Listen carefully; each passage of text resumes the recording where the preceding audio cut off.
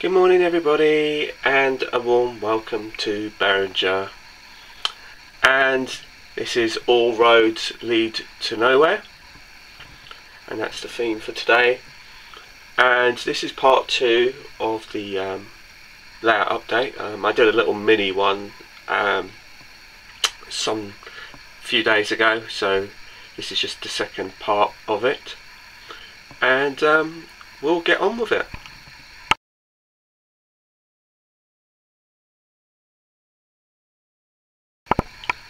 Before we start, I thought I'd show you one of my new acquisitions, the only acquisition over the summer, and this is my Class 108 DMU in Network Southeast livery.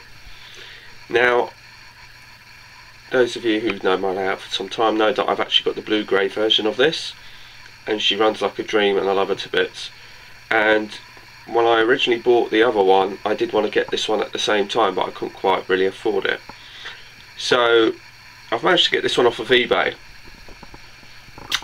However, it is actually a brand new one. It's not a used second-hand one, and actually the price that I paid for this one brand new was so good that actually it was near enough some of the asking prices of some of the second-hand ones that were going. So I decided to get a brand new one just because, again, it was new and I knew it wasn't going to be any marks on it. I knew it was going to run, and it runs fine, and it, you know, it's up to the usual Bachmann standard. And directional lighting in both sides. She runs sweet as a nut. She actually sounds like a DMU as well, like the other one, even without sound. I love her to bits. Now, if I just sort of pan out slightly, I'll take you on to my other new addition, which those of you who've seen the first part will know what this is, and this is my new controller. I'm not going to go too deeply into this because obviously I did pretty much an in-depth review of it on the last couple of days, but this is one of my other acquisitions for the summer, and that's the sort of the two main ones that I've got for the summer. But I've also got something else which was really handy, and that is this. And if I just pan out slightly, you can see it's actually a freestanding webcam. I got this off of eBay again. It's brand new, and it's basically only £4 I think I paid for it. And obviously it's got a little suction cup on the bottom, and basically a number of you know that I use webcams on my layout, and it's got audio, it's got a good picture to it, and because it's freestanding it's got the extra height and you can sort of plonk it wherever it needs to go, which I'm sort of debating where it's going to go yet. But I just thought it was so useful because most of my webcams are so small, they're sort of freestanding up until about that sort of height. So if you want a little bit of height just to overlook the layout, I mean, I just thought, well, for about £3 or £4, you know, you've got to give it a go and just see what it's like.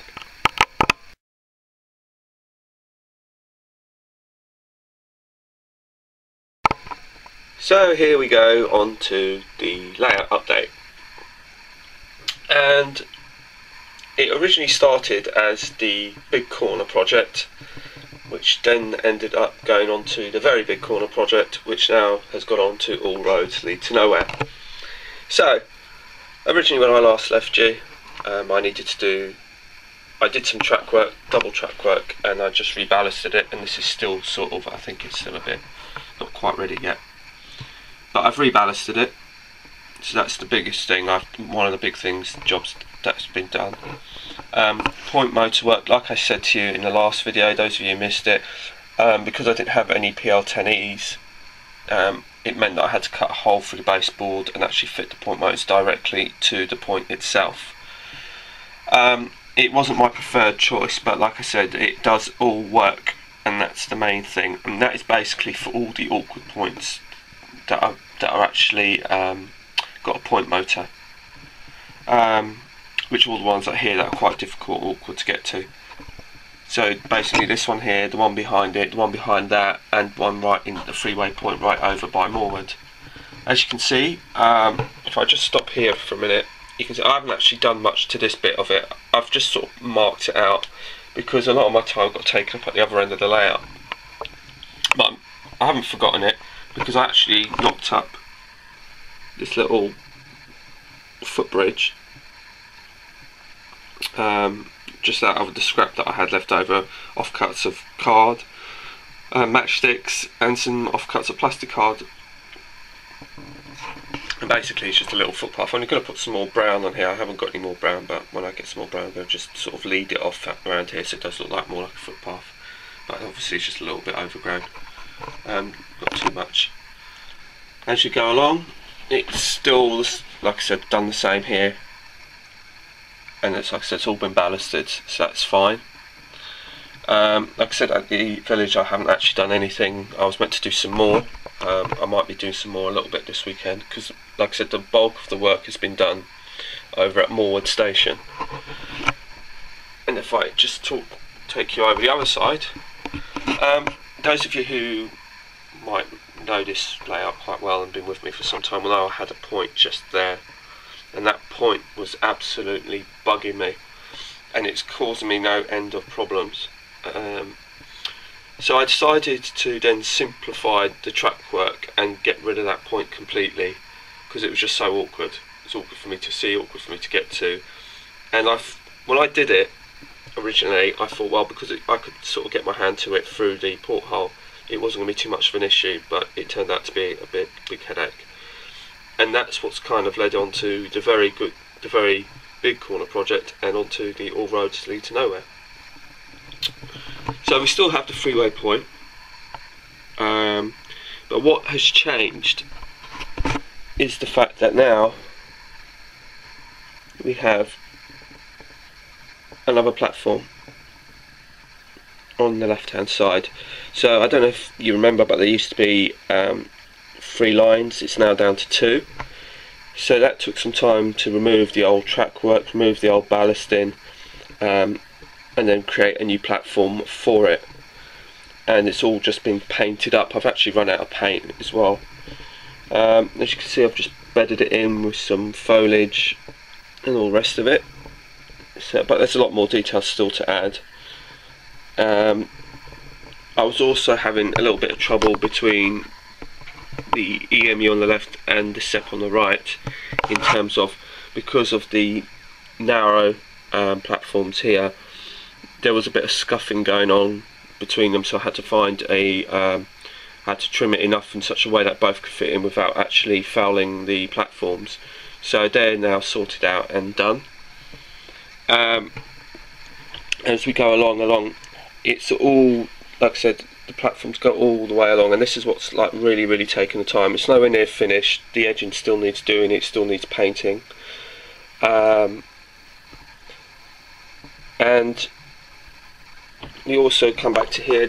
That's where the sort of main entrance is, but I'm actually in the process of building a new station building, and I'll come on to that shortly. If you go under here, you can actually see that there's a webcam there, and that goes all the way to the back, and the reason for that is it will become apparent shortly. The 2 tracks will then sort of come round off. If I sort of go up and over,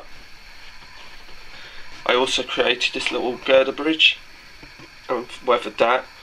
That's made out of matchsticks, talc and powder, and some paint that I had left over, which is sort of red.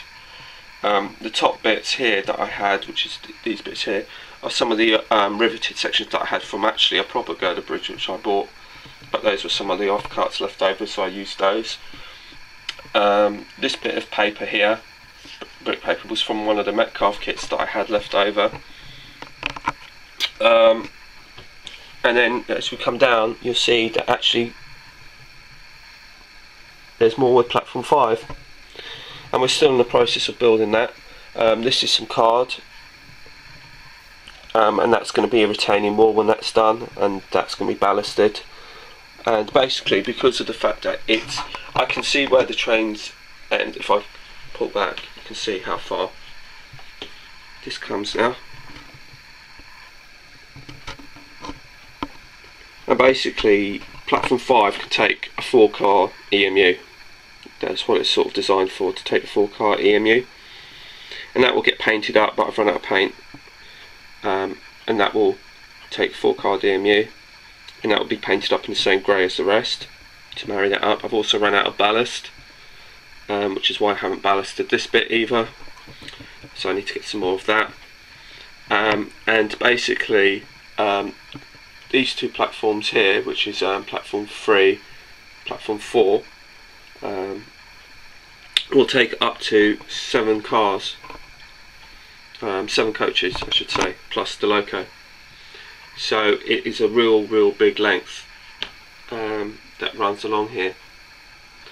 And so all of this is just, the platforms themselves are scrap wood underneath on both of these, and then there's bits like on the end here, which these bits here and also this bit here, which is quite awkward to make, that is just card on its own. Now I probably will do some sort of tutorial or guide on scratch building, because I do a lot of scratch building now. But basically the things to bear in mind are that if you are going to scratch build platforms yourself, and you can go, like you can see, this is just enough cut of wood underneath here that I've just curved and cut out with a jigsaw, is whether or not you want to, is what you're going to put on top of it. Because if you want to put lamps and things and you've got something hollow underneath, then obviously the lighting will just dangle and you need something for it to go into. That's why you need some wood. If you're going to do lighting on it, you need some wood or something underneath to give it the purchase, so it's not going to go wibbly wobbly everywhere. Whereas if you do card, then obviously it's going to be hollow underneath, so you won't get that purchase. But it depends. If you're just going to put people on it like I am here or something like that, or maybe a lightweight building or something like that, it's not going to make any difference. It's just, so these are just sort of considerations to take into account when you're considering scratch building platforms from various materials. Like you can see, there's a bit there that's curved, that's completely hollow and made out of card, and that hasn't been finished yet, but I've had to, because it's quite a tricky sort of plan underneath here, it's been a bit of a exercise trying to get all the curves and the maths right in terms of measurements and things like that. If I go over the top, like I said, we're here back at the main entrance side, and I'll show you what else is going to be going on here. Here we are back at the main entrance, and behind that is just the beginnings and the foundations of a building that I've just been putting together just out of card. I'm just knocking it up out of any bits of card that I had left over. As you can see, this is the fascia, and what I'll do is maybe when I start putting this together, I will probably do another video so you can just see how it comes out. But all I'm trying to do is give you a rough idea of where it's going to go and what it's going to look like. And that's going to be one entrance, that's going to be another entrance, and these are the markings that I made for the Metcalfe windows that I had left over. And basically I've used that as a guide and marked it all out on this piece of card, so they'll sit nicely. It kind of in a lot of ways what I've done over at Beringer, and it's basically constructed in the exact same way as the station building at Beringer, or the platform building at Beringer I should say. And then that will sort of go along there, so that's how that's sort of going to look when it's kind of done. Obviously but that will sort of go in there. After, obviously the passengers can walk through that gap when it's done. And I'm also making a station canopy as well, and that will go sort of there like that, and that goes up and over. I haven't quite, yeah, so if you kind of just imagine it like that for now, and that will go, and that will work out like that, and that will just sit on top of the building.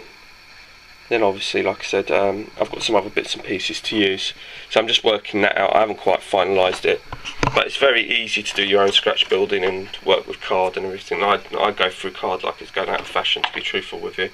I go through so much of it, but it's a good medium to work with. It's good material to work with. It's very easy to work with.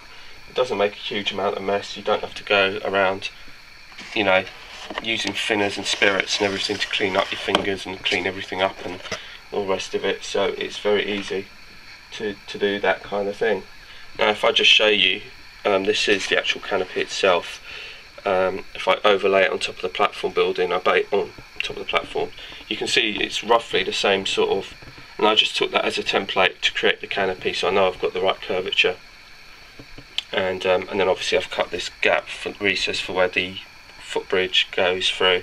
But again, what I might do is, if those of you are interested, I might actually show you a video of how I put it together and see how it comes out in the end, and hopefully it will come out well enough.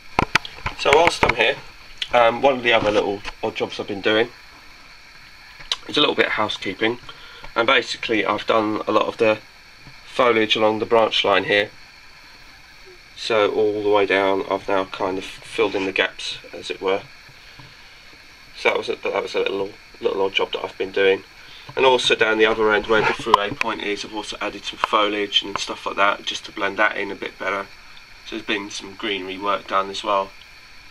I've got some mod rock left over. I'm just going to push you round back down to the next part of the update.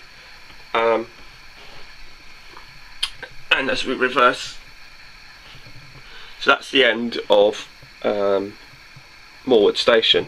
But then, as you can see, I've done this sort of greenery grassland type thing, and I've got to do that over here. So this bit is unfinished for now.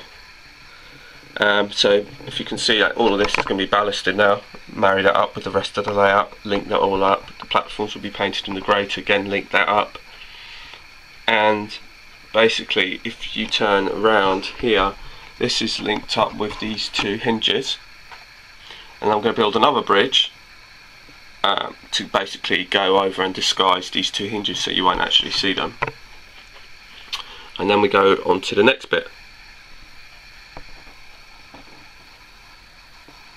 and that is the tunnel section, and my Class 90 is currently demonstrating. You can see there's a bit of sky, there's just a retaining wall, and I'm going to flick the switch now, I've actually lit the tunnel behind the 90, so if I just move the 90 along a bit, you can sort of see further down the line. And I've made that all overgrown over the top and everything like that.